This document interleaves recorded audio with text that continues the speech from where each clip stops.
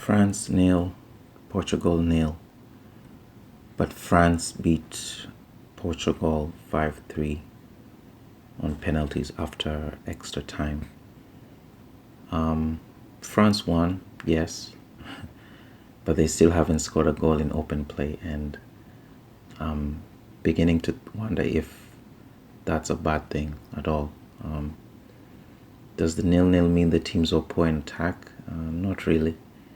I'll give credit to both teams defensively. I think defending is as much of an art as attacking is, and really both teams defended excellently, especially in crucial positions.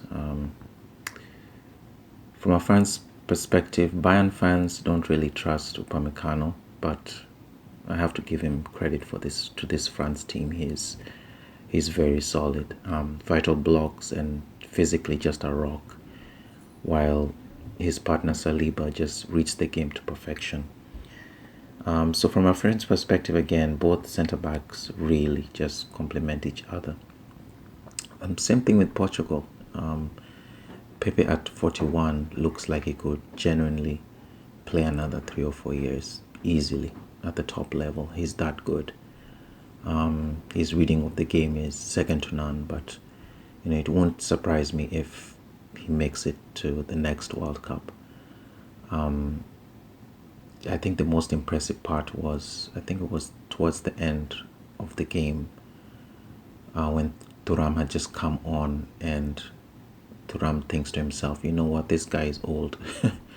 Let me take advantage of him. But not only did Pepe recover, he was able to make a vital tackle in the end. So again, at his age, 41, that was really, really impressive. Credit to Pepe. Ruben Diaz was excellent as well. Great block on Colomwani. I think that was the best chance France had at the time. Colomwani was poor. I don't know what role he plays. Even when I watch him for PSG, what's this guy's role? Is he an attacker? Is he a winger? I have no idea. I think that's something France need to figure out, because even when Bakola came in later on, I thought Bakola was actually very good. So I could point out moments where both teams came close to scoring, but other than Kamavinga's miss in the second half, both defenses basically stood firm for most of the game and even into extra time.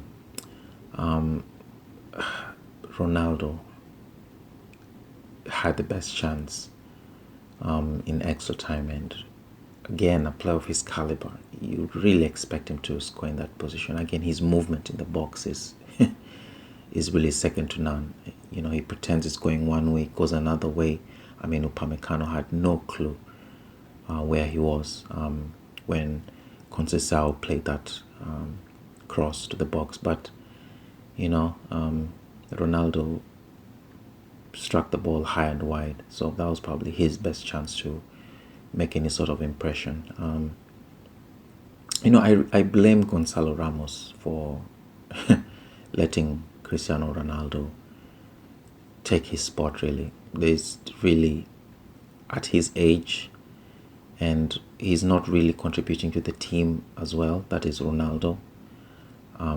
So I think his poor form at PSG really, really hurt Gonzalo Ramos, and maybe that's why Martinez is reluctant to pick him. And it's a shame. It's a shame, because he has a good record for his national team. And again, Martinez, the coach, is very stubborn in his tactics, and no one wants to take Ronaldo off. But yeah, even in the penalty shootout, France haven't had a good record recently. Portugal have had a better record, but again, it really doesn't matter. It just matters who has the mental strength to score their penalties. And unfortunately for Portugal, Joao Felix hit the post. Again, another player who's really inconsistent. Hasn't really had a home since he left Atletico Madrid, and I don't know whether to feel sorry for Joao Felix, but again, that's football. It's just harsh. Clearly a very gifted player, very talented player, but you could honestly say his career has really taken a dip the last couple of years.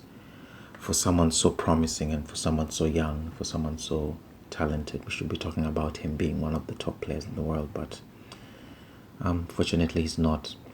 Rafael was really good. I think he was really up for it during this game. Every time he was 1-to-1 with Konde, he was aggressive, taking him on every single time and beating him every single time. So big disappointment for Rafael because again, his replacement Joao Felix missed the penalty. I thought it was strange that Mbappe decided to not continue in the second half of extra time. Was it just an issue with his injury? Well, his nose, he broke his nose during the Austria match. He seemed fine. He seemed fine during the extra time, cheering his teammates, even during the penalty. So I don't know. I thought it was a bit odd that he was not able to continue. Was it a call from the medical team? I mean, we'll find out, I guess, as the reports come out. But, you know, luckily for him, France won the game, but it would have been really, really awkward if France ended up losing that game. But they won, so it really doesn't matter, you know. Probably he was out for medical reasons. Again, it's a facial injury, not a leg injury or anything else. So I thought that was extremely odd that he would decide not to play that second half, especially for a game that was just destined to go to penalties. He's one of France's better penalty takers. But again, France didn't need him. Their penalties were basically perfect. And they won the game. So that's the last time we'll see of Cristiano Ronaldo at a Euros. And that's it. France beat Portugal and they will play Spain in the semifinals. So, yeah, should be a good one.